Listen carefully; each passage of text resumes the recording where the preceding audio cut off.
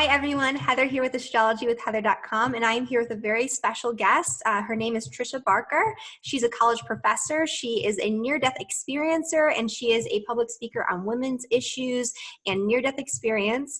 And she's also publishing a book that's going to be coming out April 2019 called Angels in the OR, which is just the entire story of her crazy, amazing experience. And so without further ado, hi, Tricia. Hey, Heather, I'm so glad we could connect and talk. I'm looking forward to this. Yeah, me too. I'm super excited.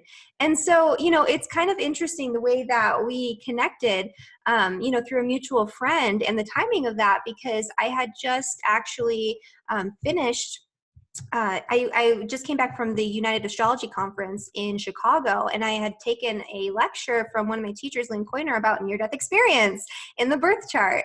And so it was so kind of synchronistic that we connected right after that, and I got a chance to sort of look at, your chart and somebody who's actually had that experience and to speak with you. And so I thought that was kind of cool. And yeah, something that we kind of talked about a little bit at the start that I kind of want to just get into to sort of preface this whole interview and this whole conversation is how it shows up in your chart in a very sort of synchronistic, specific way. Because with looking at near-death experience, the marker for this is that the ruler of the 8th house, which for you is Cancer, is in an in conjunction, or there's a planet in the 8th house in an in conjunction. And so you have the ruler of the 8th house, which is the moon, would be the ruler of Cancer, in your 10th house of career and public reputation. And so your near-death experience became very public, and it actually changed your career path. Is that correct? Oh, it did. I was considering being a lawyer or going into editing. Well, the long-term plan was to go to Europe, take some time off, backpack around, then possibly go into editing, eventually get a law degree. And I immediately went into teaching. That was what I was told to do in the afterlife. So I immediately went into public schools. Yeah. That's incredible. And so, it was very much in alignment with, what was going on in your chart. You were connecting with that energy. And we were talking a little bit off camera about the energy of like fate versus free will, right? And to me, this is like a very fated sort of event, right? It showed up in your chart that this was part of your path, and it was activated by a sextile aspect, which is another thing that Lynn Coiner talked about in that, lecture and in that course. And there was a sextile aspect between Pluto, which rules death and rebirth, and your midheaven, which is, again, career and public reputation. At the same time, Uranus was squaring your moon, which was the ruler of the 8th house, right? So there's all this energy going on around really unexpected, turbulent, chaotic, life-changing events, death, rebirth, transformation, a lot of changes and new developments in your career. And I mean, I have seen, and I shared part of my experience about that with you earlier, Uranus squaring the moon, indicating like really crazy accidents, health issues, things like that as well. So it all really synced up. And so I just wanted to kind of give, our viewers who are really interested in the astrological parts of this, a little teaser as to what's going on, in the chart when somebody does have a near-death experience, because I know it's more common than we might think it is. Yeah, and it did feel fated for me. And I was considered myself agnostic before it happened, but I had all these reoccurring dreams in the months before and these feelings of panic that I was going to die. And that's all I knew is and I thought it meant death, like for good, done. And being an agnostic, I was afraid of death. And so the near-death experience was in some ways relieving, that it was death, but it was this great learning and this aspect. But yeah, it did seem fated because there were premonitions that it was coming, through dreams and through synchronicity. Wow, that's incredible. And so, take us back to sort of what was going on. So this was April of 1994 for you when this first began, right? Yeah, so I was a college student at University of Texas, and it was my final year, my final semester actually. And I was going to run the Austin 10K. That was my symbol of getting my life back together, stopping all the partying, and just getting healthy, really. And so on the way to run that race, I had a head-on collision, and I didn't have health insurance. And so I broke my back in 3 different places, and some of the fragments of the bone were pressing on my spine. I had internal injuries because I didn't have health insurance. And this is another reason it might be fated when you think about it, because this rarely happens with these type of injuries. I waited 17 hours for surgery. So I was strapped to a board, left there screaming. And I mean, they did MRIs. They knew what was wrong with me, but they couldn't find a surgeon willing to operate on me. And one who was off duty eventually came in and checked on me. And she had been on duty for 40 hours, so she couldn't take me into the emergency room right away. She had to go home, take a nap, eat dinner, and then come back. And so I had to wait for her to do that.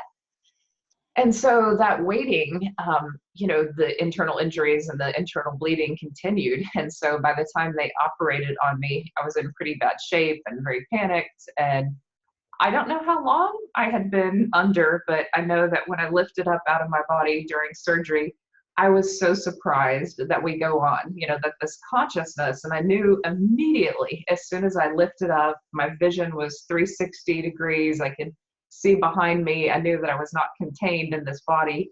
And I saw all the blood on the table. I thought, oh, gross. Like on one hand, I was like, oh, the body's gross. And then on the other hand, I was like, yes, we go on. I can't believe it. This is so exciting. And I just felt, relieved that there's so much more beyond this physical form. What really shocked me was to see angels, to see light beings at the end of the bed, because I didn't really have any concept of them other than, Bible classes when I was a young kid. And they didn't really look like that. They were so massive and powerful and intelligent that I didn't have a concept for who they were or what they were, but they sent this light through the back of my doctor's into my doctor's hands and lit up my whole body. And the light was also intelligent. So I knew that I would walk again. I'd lost feeling in my left leg before going into surgery. And I actually told my surgeon that if I was in a wheelchair, I was going to kill myself. And so she knew that I'd been pretty intense about that moment. And so the angels assured me I'd walk and run and everything would be fine. And then I saw the monitor flatline. So at that moment, I knew I was technically dead. And when that happened, all the surgeons, stepped back. I saw them jump back and then someone come around. So I don't know if that was the anesthesiologist or what was happening. But at that part, I didn't want to see my body anymore. And I thought, here I am in this realm. Let me leave the hospital. My near-death experience has affected my career a lot. I've been studied a lot by Biochannel and National Geographic and different places because of what happened next. There was a verifiable event outside of form. So I saw my stepdad get a candy bar, and it was a Snickers bar in the vending machine. And I thought, I wonder why he's getting that. I thought he was a health nut. And then I, went on.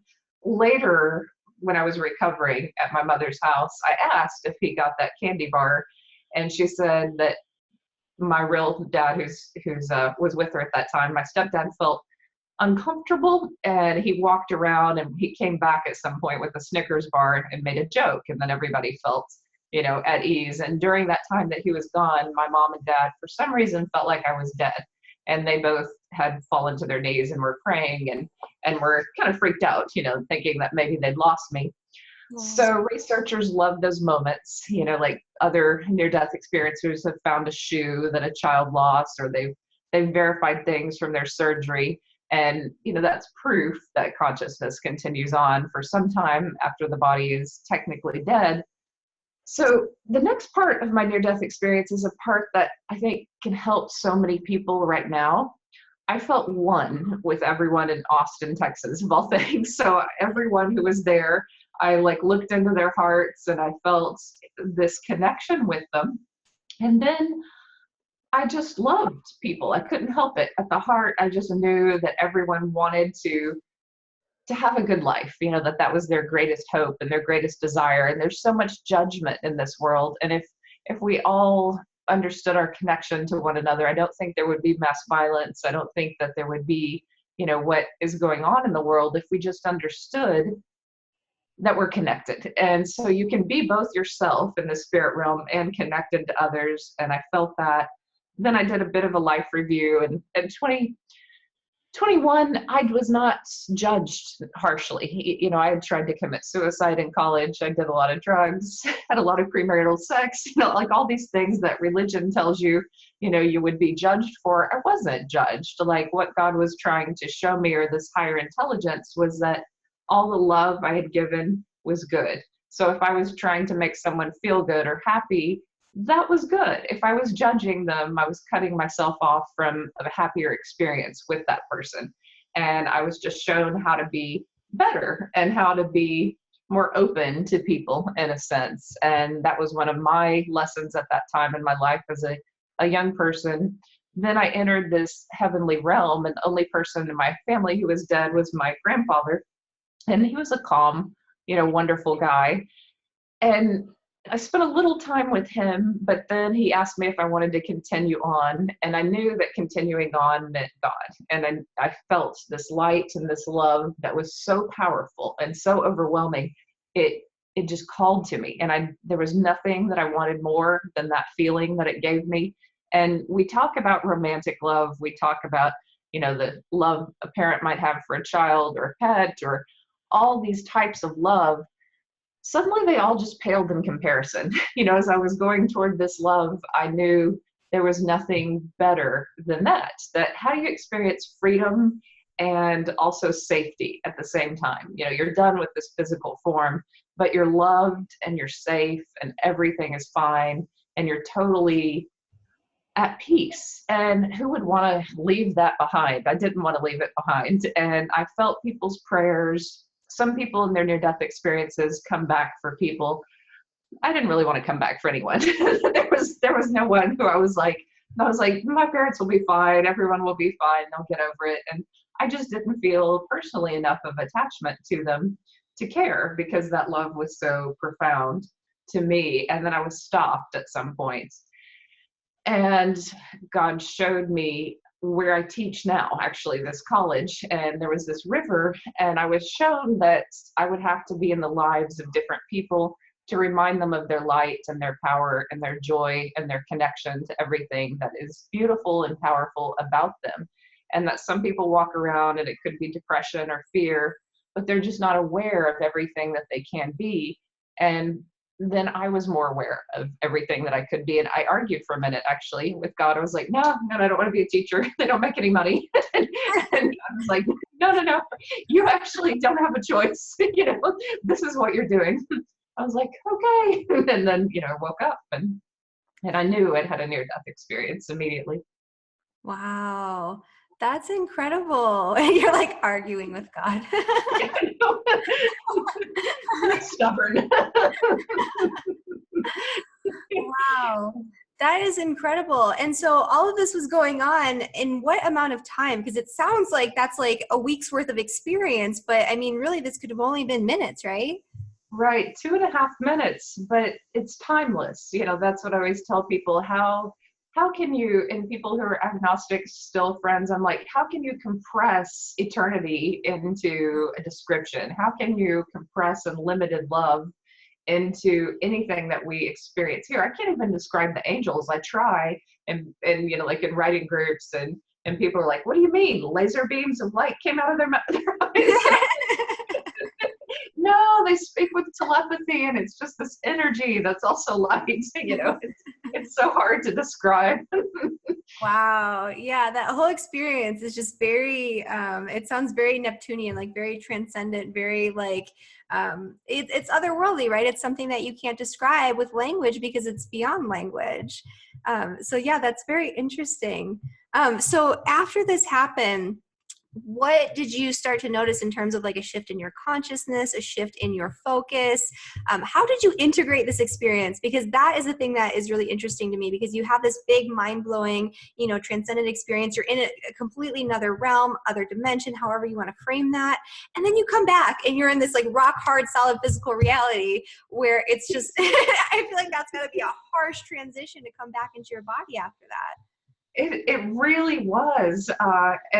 I knew I'd had one, even though they had me on morphine for 9 days in the hospital. I wrote as much of it as I could. I didn't see my friends in the same way at all. In fact, I didn't even connect with some of them. And some of the people I thought were cool I was like, I actually hung out with these people. Like, they are weird.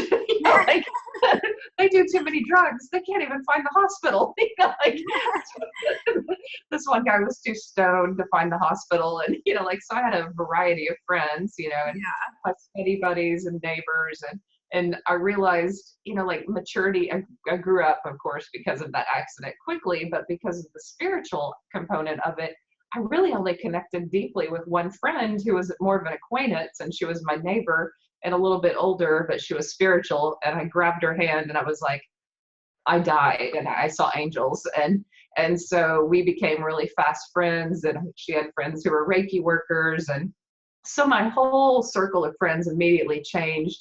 I kept having these spontaneous out-of-body experiences once I got home and got into recovery, physical recovery. The pain was great, so I started participating in my own healing. I remembered the angels, and I would connect with them in meditation, and they'd work on my back. And so, I mean, I was doing some really kooky things that I wouldn't have thought to do at that time, but it was also normal to me because I was just in that space. And I was driven to read about near-death experiences and figure out more about what happened to me. So I practiced lucid dreaming, and all types of things just seemed normal, from that point forward. Meditation groups and yoga, and definitely I changed my whole mindset.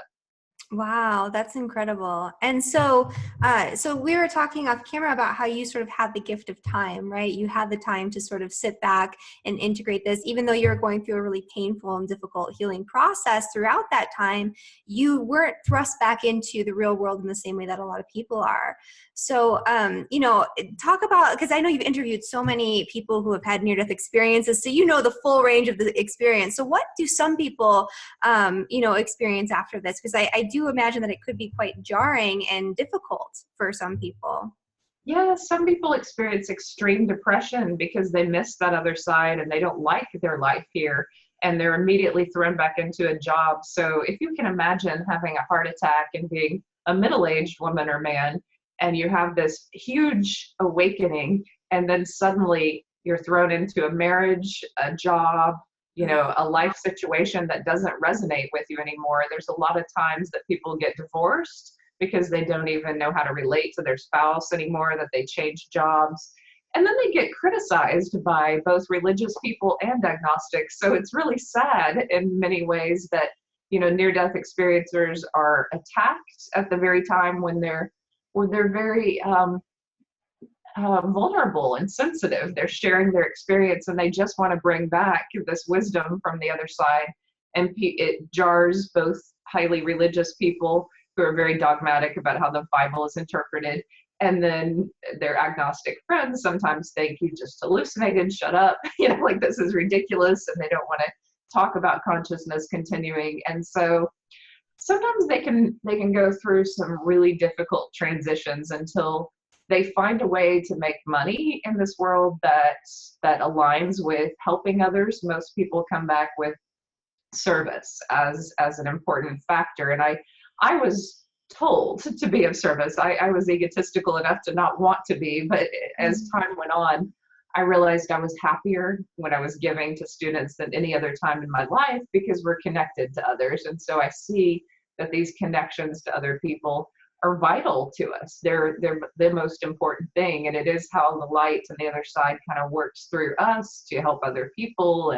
And so, yeah, near-death experiencers, if they become spontaneous mediums, or if they have certain gifts, they're often attacked for that too. So these poor people, they go through this major transition. Their family sometimes doesn't understand them. Their friends change. Their job might change. And so it really is this event that can blow people's lives open. And I was lucky to be younger and not married, and to have a year off from school just to read and think and meditate.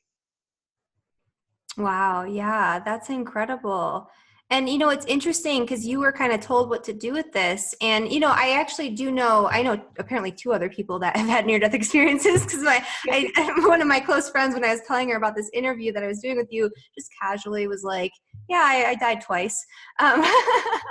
But another friend of mine named Jerry Wills, who some people, you know, watching might know of him. He's been on, you know, the Gaia TV circuit. He's been on Coast to Coast. He has his own, you know, show called The Jerry Wills Show. And he has a book written about him called, you know, Healer, The Jerry Wills Story. And in his near-death experience, he already had these healing abilities that he knew he had from childhood, but he wasn't using them. And so he was told that he had to, you know, become a healer, and that threw his whole life upside down. And he had a similar experience of being sort of like outcasted and like, you know, ridiculed and, you know, demonized and all that type of stuff as well. So like he was kind of concerned about what he was doing and how strange it might appear to people. But now he's this really great healer with this really, you know, huge supportive, like loving following. But yeah. So it's kind of interesting because it sounds like for some people, they get the guidance in the experience as to what to do. And I would assume, I mean, I don't have that many near-death experience charts, but I would assume that, you know, it would show up in the chart very specifically, like how it did in your chart. What am I going to do with this, right? Right. Yeah. Some people don't, though, get that element, though. They just have the experience, and then they struggle and they go, well, how am I going to be of service? What am I going to do?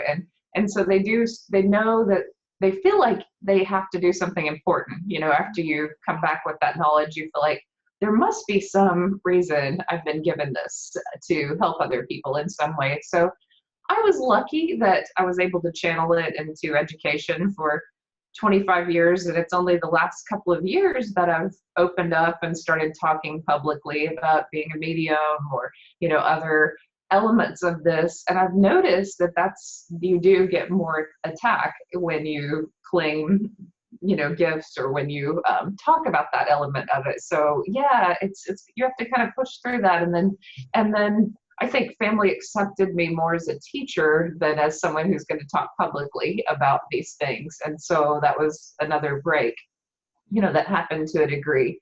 But yeah, then you find your community too, you know, so it is a progression. You find lots of people who think like you, and it's a beautiful experience in many ways, but it is still a painful transition, I think. Yeah. So what advice would you give to somebody who has, you know, had a near-death experience and they haven't figured out yet how to integrate that? Oh yeah. So I would say listen and get to know other people who have had them, because it's almost like they call it a benign virus that is transferred from near-death experiencers to others. So like as we talk about our experiences, it seeps into people's brains, and as they meditate, you know, they understand that experience more. Someone who's already had it, you know, they can understand someone else's experience pretty profoundly because they have had one themselves, and it just allows it to integrate more simply by talking with someone who has had one. So IANS is the major group that in every city people can get together and talk with one another. ISGO is a part of what they're doing, which is through Zoom, and people from all around the world can have these small little meetups and talk with one another. There's specialized groups. And then meditation is really key. I think that's it opens people's abilities to access healing, to access different elements of themselves. Like meditation to me is what made such a huge difference. You know, you can connect with higher intelligence, you can have just greater peace about the whole process. That helps a whole lot. But there's a lot of great books out there. There's a lot of people who want to hear these stories. So certainly if you've had a profound one and you're watching this, I interview people who are well known, but I like to talk with people who are still in the process of integrating it and just helping people in any way that I can. Oh yeah, that's really wonderful that you do that. And I'll post, you know, Tricia's info is going to be in the description of this video down below. So if you've had a near-death experience and you want to reach out to her, you know, I'll put all the information so that way you can get a hold of her. But yeah, so beyond like integrating that experience, something that you've mentioned is that you kind of end up like supercharged by the near-death experience, and some strange phenomena can happen around you. So I think this is very interesting. So I'd love for you to share a little bit of that with our audience. Yeah, so the first thing that I noticed is that I couldn't wear a watch. And when I went back to campus a year later, I shorted out 4 different watches in a month. So a swatch, an old antique watch, like a digital watch, all of them broke. And I guess being up against my skin, the whatever had changed in my body, the electrical field. And so it just stopped time. And I joked that when you have a near death experience, you're timeless. Like time doesn't work in the same way. And so, but I think it's holding something up against your body. And then my cell phone battery, even a brand new one, if I'm excited or emotional, or if I'm giving a lot of medium readings, the battery will just run out really quickly. I have to keep a charger with me at all times. And then overhead screens and big computers have been known to just flicker on and off. And I've caught some of them on videotape just so that other people will see how weird it is. But the whole screen will just will go black and white, and then it'll circle sometimes. It'll just do odd things that normally computers wouldn't do. And I know it's me, because if I'm real hyper or happy, or I have strong emotions, it affects the computers more. If I go ground outside and come back, it's okay. Oh, that's so interesting. And so you have this like supercharged field. So like all the technology is going a little haywire. Do you find, because I've heard people who talk about like paranormal experience and things like that, that these entities like sort of need an energy in order to be made manifest, so that way you can see them, hear them, connect with them. Do you find that you're having more paranormal experiences as a result of this? Oh yeah. So immediately, like throughout my life, I didn't even think it was weird or anything, but I would notice ghosts, or I would see them, at different places, and they would sometimes mess with technology. And so I'd have to go, okay, it's time to go to the light. The light's a really good thing. And I explained to them, how they could transition out, and that they don't have to cling to this world. And I know that people do that professionally. They clear entities from houses, and some are a little more intense than others. There are some that are insistent, and some that understand pretty quickly that they need to go. So it wasn't strange to me. It was just, I thought many times, well, since I've crossed that boundary between life and death, then of course I would see these things, and it didn't affect me that much. I just knew I had to do it. Well, I guess that would make sense, right? It's a little weird.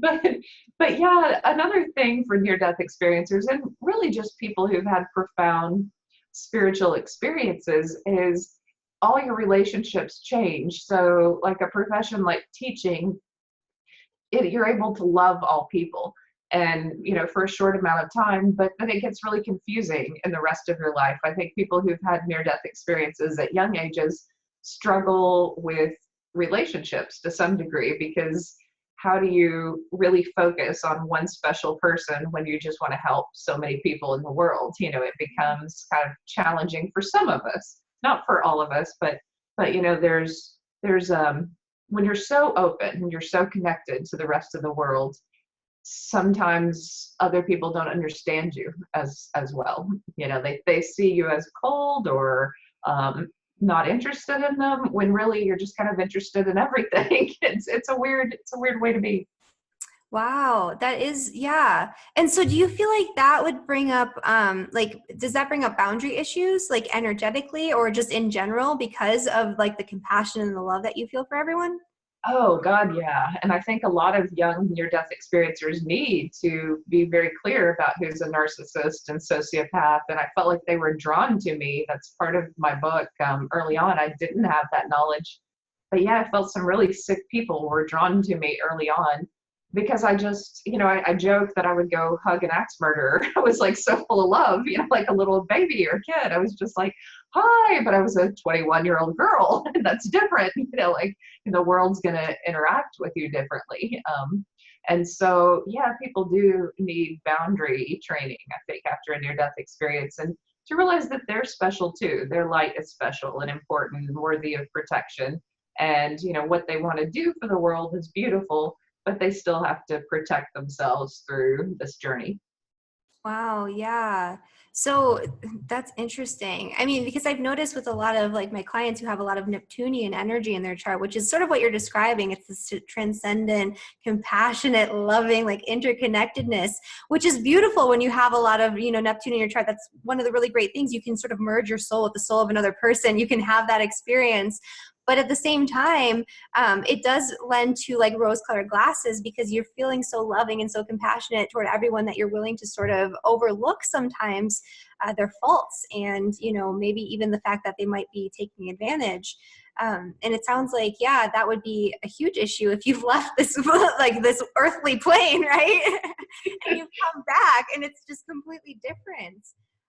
So what happened for you? You said that you had a few experiences. I know you wrote about this in your book and you talk to women and you do public speaking about this topic. What happened for you? Like, Yes. So early on, like just a couple of years after my near-death experience, I had a friend who was very sexually harassing and frightening in this one instance. And then I had a stalker. And then shortly after that, I was sexually assaulted in a foreign country.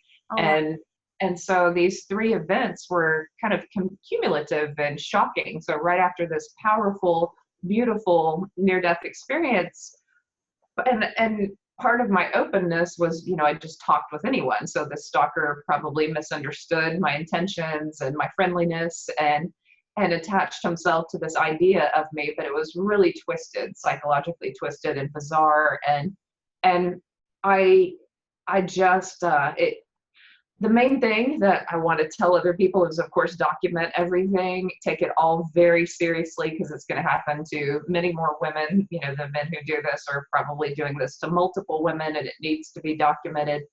And also, this is a long healing journey, and the quicker you jump into energetic healing and real healing, the quicker you can get through it. And I had some denial about it for a few years, but eventually I did commit to the healing process. And I think these two events are coupled in my life to give hope to people who have experienced profound trauma, because a lot of times I think they feel like PTSD lasts forever, or, you are changed. You're not going to be exactly the same, but you can experience so much more peace, so much more bliss, so much more happiness than you ever imagined possible. And so I think part of my message is that it really is the near-death experience and this love from the other side that can work through us to heal wounds like that. And without that peace, well, then you are too focused on the physical, you are too focused on the PTSD and not the possibility of real healing. And that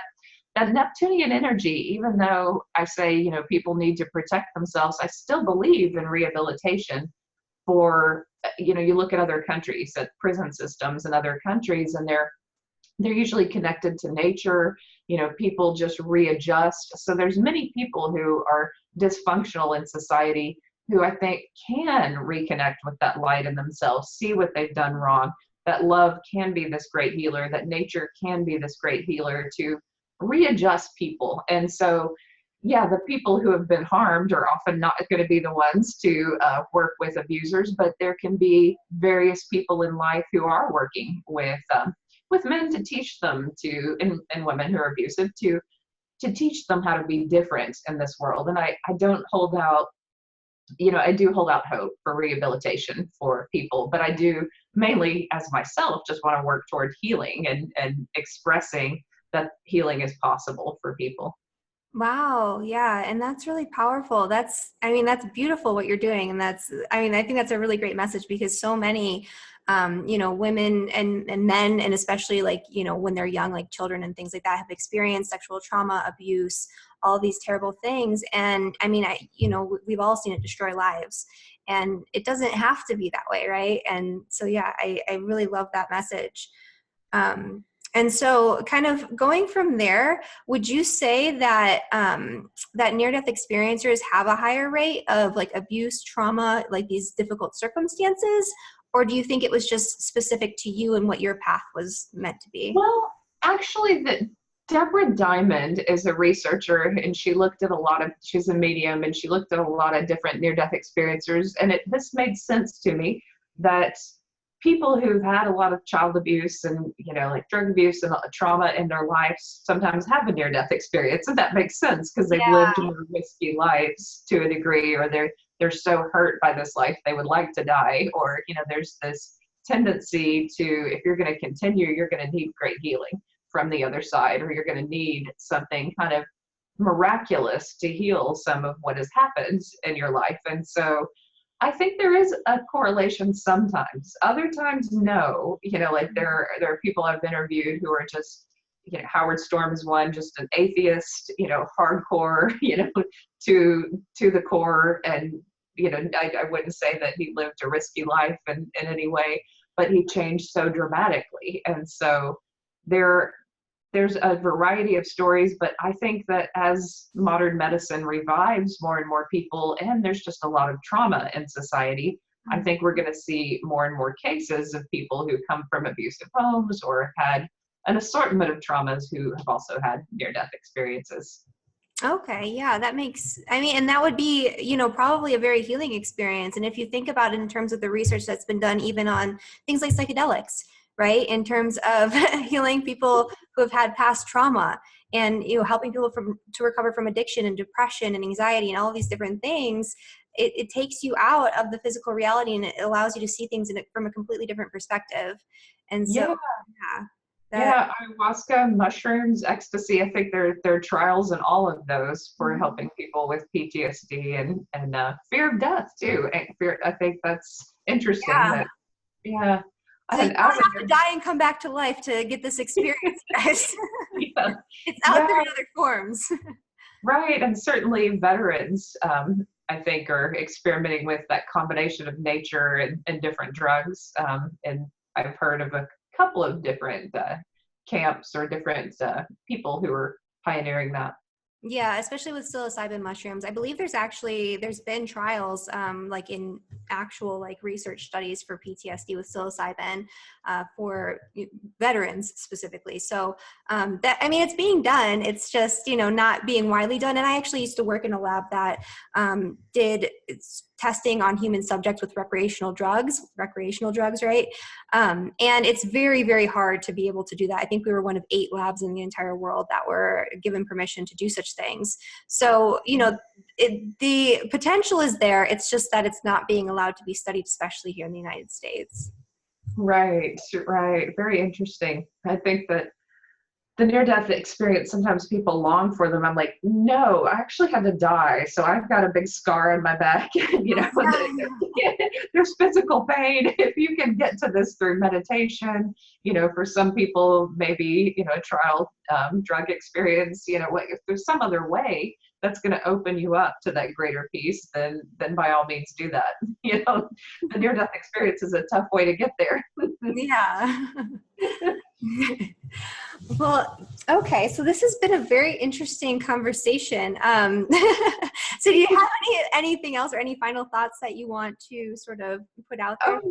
No, I'm just curious more about the chart too, that when you say it intersected my career path, I also told this near-death experience to all of my students, even though perhaps school districts might not have liked that. I did it anyway. And it always opened up a talk about paranormal instances. And so I heard all their ghost stories, and I heard, their questions, and many of them after 9/11 went into the Marines or the military. So I definitely told that story then, because I thought some of them might die, and they might have a fear of death. And I felt that heaviness around that moment. And so I just shared the story with everyone. And some people have lost, of course, just grandparents. But later, when I taught at the college level, some people have lost kids. And that's always incredibly powerful and painful for parents, even if they lost, a 6-month-old or 2-month-old or 5-year-old. They're very comforted by these near-death experience stories. So I realized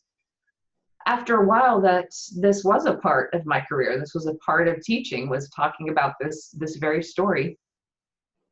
Yeah, and that's incredible. And I mean, it does show up in a very specific way. So, I mean, it's, it's certainly part of your path.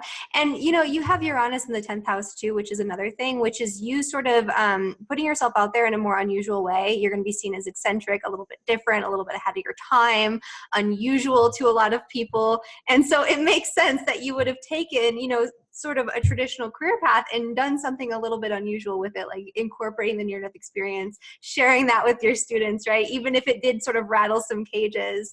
And like, that's part of your energy. You're here to shake things up a little bit. Yeah, that's funny that you say that, because even my book, there were a lot of people interested in it, but then they were resistant when they realized that I coupled the near-death experience with sexual assault and healing about that. They were like, oh, two very different topics. And I didn't try to make myself into this saint after a near-death experience, because really we're just human beings. You see your friend as a very human person who had this near-death experience and didn't even talk about it.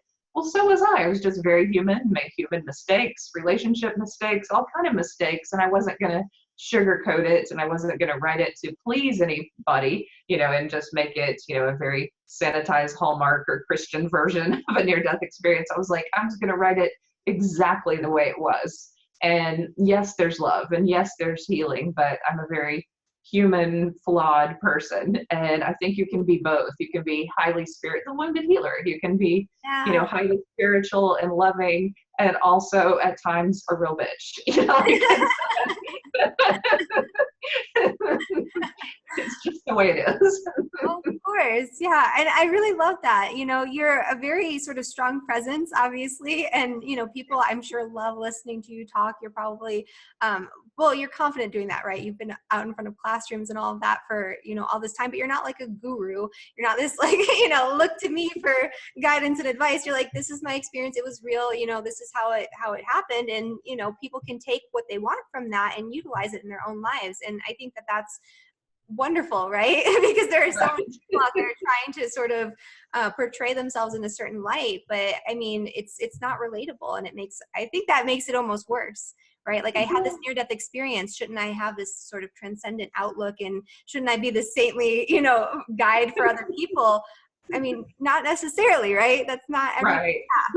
Well, and I know behind the scenes, and even if they're pretending, they're not. You know, yeah. Maybe I shouldn't say that. but yeah, people can pretend with their personas all they want, but energy tells who you are. You know, like, and that's another thing that, you know, becomes more important, I think, over time is people know anyway. You know, like, if they pay attention enough to the energy of a speaker. But yeah, I wanted to reach the kids and the parents of kids who did, and I have met some of them, but, you know, parents who lost a kid to a drug overdose or to a suicide, and their churches might tell them that their kid is burning in hell. And I know for a fact that those churches are wrong. And I'm that person that wants to tell them, no, you know, there's so much forgiveness, there's so much love, there's so much relearning that happens in that place, that no, it's not, that's not what someone's son or daughter is experiencing. And I think I'm meant to reach a portion of the population who maybe struggled in the same ways that I did. I mean, we reach people like ourselves. So I didn't want to hide part of myself and act like, you know, oh, there's just this sanitized version, because then I wouldn't really reach people who had the same struggles that I did. Yeah, absolutely. And I think that's really wonderful what you're doing, like reaching out to, you know, children and their parents and things like that who have died, because I mean, that's gotta be really difficult. And I see a lot with like parents and families of children who die like of a drug overdose or something like that. It's like almost sometimes like they're atoning for the sins of their child. So they start doing all this like charitable stuff and like which is great. It's wonderful.